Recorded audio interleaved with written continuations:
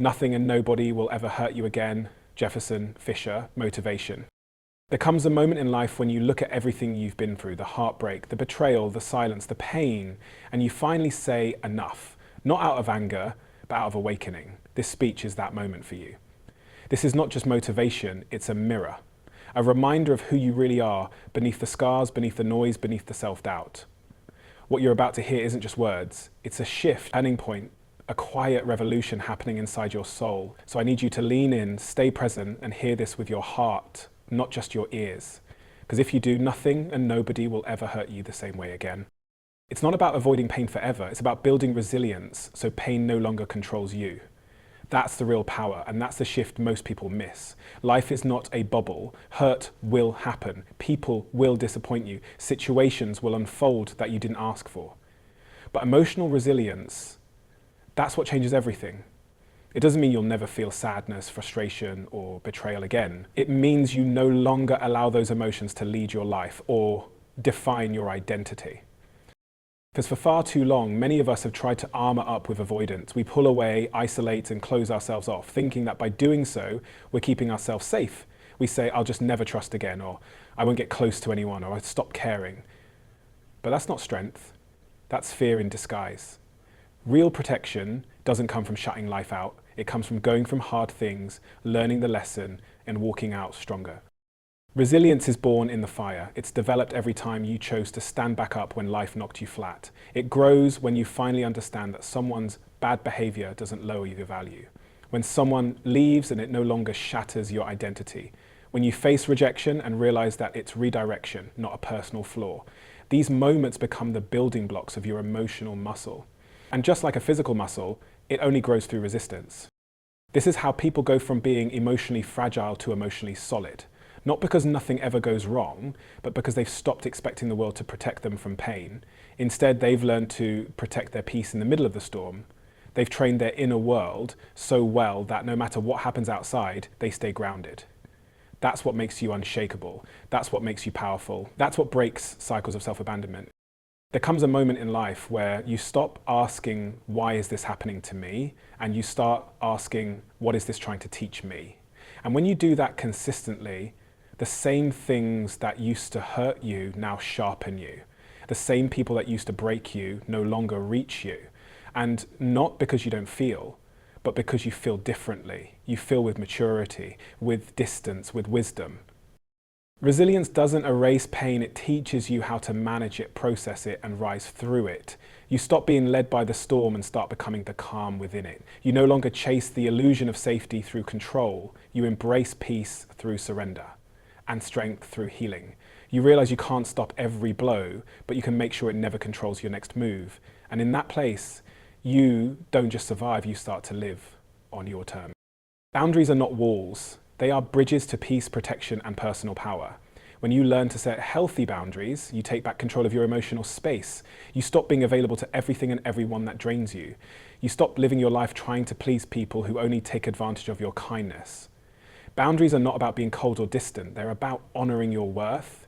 They're about recognizing that not every person deserves access to your mind, your time, your energy, or your heart. Many people are raised to believe that saying no is rude or selfish. So they go through life saying yes while they're breaking inside. They stay in relationships that suffocate them. They tolerate behavior that chips away at their confidence. They smile through mistreatment and call it loyalty.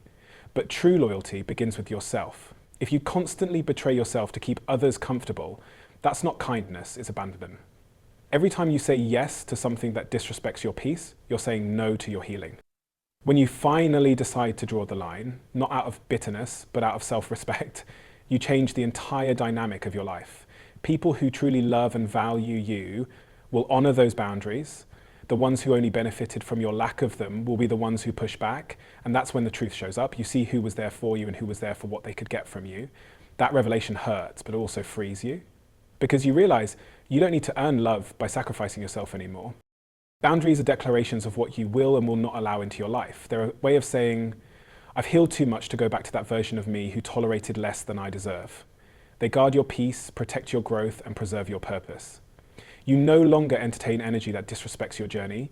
You no longer allow dysfunction to park in your heart and call it normal. When someone crosses a boundary, your response doesn't need to be rage. It can simply be distance, silence, or detachment. Peace isn't always loud. Sometimes it's walking away without needing to explain. You teach people how to treat you by what you allow, what you stop, and what you reinforce. When you set clear boundaries, you're teaching the world that you know who you are, that you value yourself, that your energy is not up for grabs, that your presence is a privilege, not a guarantee, and that if someone can't respect the line you've drawn, they're not meant to walk beside you on this level of your life. Setting boundaries is one of the most powerful acts of self-love you will ever practice. It is not easy, it will cost you some people, but it will return your soul. It will restore your mind. It will give you the space to grow without interference. The version of you that emerges on the other side is stronger, wiser, and finally, free. Healing is not forgetting, it's fortifying. It's not about pretending it never happened, erasing the pain, or rewriting the past. It's about looking at everything that once broke you and saying, this doesn't define me anymore. Healing isn't a clean slate, it's a reclaimed one. The scars remain, but they no longer sting. The memories stay, but they no longer shake you. You don't heal by forgetting, you heal by transforming what once weakened you into what now strengthens you. For years, people are told that time heals all wounds, but time alone changes nothing if you're not intentional. Healing is not passive, it's an active choice to face what happened, to feel what you need to feel, and to free yourself from the emotional prison that pain tried to lock you in. It's not about denial, it's about courage. You become your strongest when you stop running from the past and start standing in front of it with a new lens, one that sees not just what happened, but who you've become because of it. You don't need to forget the betrayal to rise above it. You don't need to pretend the heartbreak never happened to find joy again. You don't erase the pain, you outgrow. Healing teaches you that you can visit your past without living there. You can remember the moment, but no longer be held hostage by it. You can acknowledge what was lost, but also embrace what was found, your resilience, your voice, your boundaries, your worth. The world tells you to move on, but healing says move through. And that journey is messy. Some days you feel powerful, other days you feel shattered. But every time you choose to sit with the discomfort rather than avoid it, you grow. Every time you reflect instead of react, you mature. Every time you speak your truth without shame, you reclaim a piece of your power. Healing doesn't mean you're never triggered. It means the trigger doesn't control you anymore. You're no longer emotionally hijacked by things that once unraveled you. There's a version of you that existed in survival mode, numb, guarded, exhausted. That version of you did what it had to do to get through. But healing gives birth to a different you, a grounded you, a self-aware you, someone who no longer settles for emotional crumbs, someone who no longer tolerates toxicity in exchange for temporary company, someone who realizes that peace is priceless and self-worth is non-negotiable. This is what fortification looks like. You become solid in the places you once cracked. You become calm in the spaces you once panicked. You become wise where you were once wounded. Healing hasn't made you forget, it's made you unshakable. You carry the memory, but you walk with authority. The past may have shaped you, but it no longer owns you. You are not your trauma. You are not your failure. You are the strength that was forged in fire, and that's a kind of power nobody can take away. You've outgrown the old you, and that's why certain things no longer feel right, certain people no longer feel safe, and certain environments no longer feel like home. Growth will always come with a sense of discomfort, not because something's wrong, but because something has shifted. The version of you that tolerated disrespect, silenced your voice, or lowered your standards just to be accepted no longer fits where you're going. That version of you was surviving. This version of you is awakening. There's a quiet transformation that happens when you start healing and evolving. You begin to see patterns you never noticed before. You recognize cycles you used to repeat without question. You stop blaming others and start taking responsibility for what you allow. That shift doesn't come from arrogance, it comes from awareness. You're not the same person anymore, and that's a good thing. You no longer feel the need to explain yourself to those who misinterpret your peace for pride. You no longer shrink to make others feel comfortable. You've learned that self-betrayal is far more painful than being misunderstood. The old you may have settled for things because you didn't know better, or you didn't believe better was possible, but now you do. You've seen your strength, you've faced your shadows, you've sat with your pain without running from it. And that process has changed you. It's refined your perspective, sharpened your discernment, and raised your standards. You no longer entertain situations that drain your spirit, or relationships that rob you of your joy.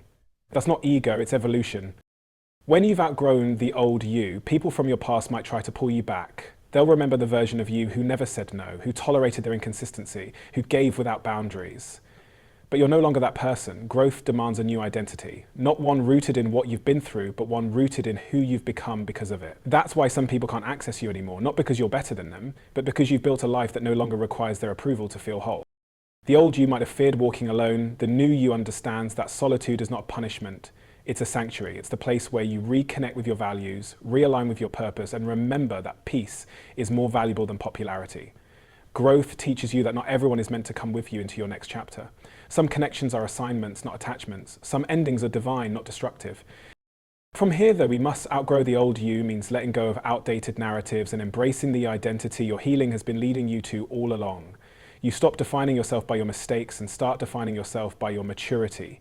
You stop living from your wounds and start living from your wisdom. The old you served its purpose. It got you here. But it's the new you that will carry you forward with clarity, strength, and unstoppable purpose. Self-worth creates a shield that no one else can give you and no one else can take away. It's the invisible armor that protects you from the opinions, judgments, and rejections of others. When you know your worth, deeply and without conditions, the way you respond to life changes. You stop chasing people who don't value you. You stop begging for crumbs of attention and validation. You stop molding yourself to fit places you were never meant to belong in. Self-worth anchors you when everything else feels uncertain. It reminds you that your value isn't dependent on how someone treats you, what job you have, how many people like you, or what mistakes you've made in the past. When you carry real self-worth, you no longer see rejection as a reflection of your inadequacy. You start to see it as redirection, a filter that removes what doesn't deserve access to you. You no longer tolerate disrespect because you understand that someone who truly sees your value won't put you in a position to question it. You don't let your confidence rise and fall based on someone else's ability to recognize your light. You already know who you are, even when they don't. That's the shield, that's the strength. You become grounded in your identity instead of being tossed around by external approval. People with strong self-worth don't need to be loud about it. It shows in how they carry themselves, in the boundaries they set, in the silence they choose instead of arguments, and in the peace they protect rather than explain. They don't beg for closure or chase after people who walk away. They understand that walking away is information, not devastation. It's not about arrogance, it's about clarity. When you know your worth, you trust that losing something or someone that doesn't align with your value isn't a loss at all, it's a gain, or more space for what honors you. Developing self-worth is not an overnight switch. It's a daily decision to stop basing your value on outcomes and start basing it on your unchanging truth. It's unlearning what the world told you about your worth and rewriting that story with truth, dignity, and power. It's realizing that being kind doesn't mean being a doormat, that being loving doesn't mean abandoning yourself, and that being humble doesn't mean shrinking to make others comfortable. You can be soft and strong, gracious and grounded, giving and guarded, all at the same time. When you know your worth, you stop proving and start preserving. You stop reaching and start receiving. You stop doubting your enoughness and start walking in it fully and freely. Your conversations change, your standards change, your expectations change, and most importantly, your life begins to reflect the truth you finally believe about yourself. That you are valuable, that you are worthy, that you are already enough right now without changing a single thing. And from that place, nobody and nothing can break you again. You've stepped out of survival mode, you've drawn your boundaries, faced your pain, reclaimed your voice, and rebuilt your worth. You no longer seek healing from others, you've found it within yourself. The person you used to be may have been hurt, ignored, and broken, but the person you are now is healed, guarded by wisdom, and strengthened by fire. Nothing and nobody will ever hurt you again, not because the world got easier, but because you got stronger. You've earned your peace, your clarity, and your freedom. Now walk in it. You've already overcome what was meant to destroy you. What lies ahead is a life led by purpose, not pain. Thank you for showing up for yourself today, for choosing growth, truth, and healing over comfort and silence. Your journey isn't easy, but it's worth it, and so are you. Keep going, keep rising. Keep protecting your peace. You're not just surviving anymore, you're thriving. Good luck on this powerful new chapter of your life. You've got this.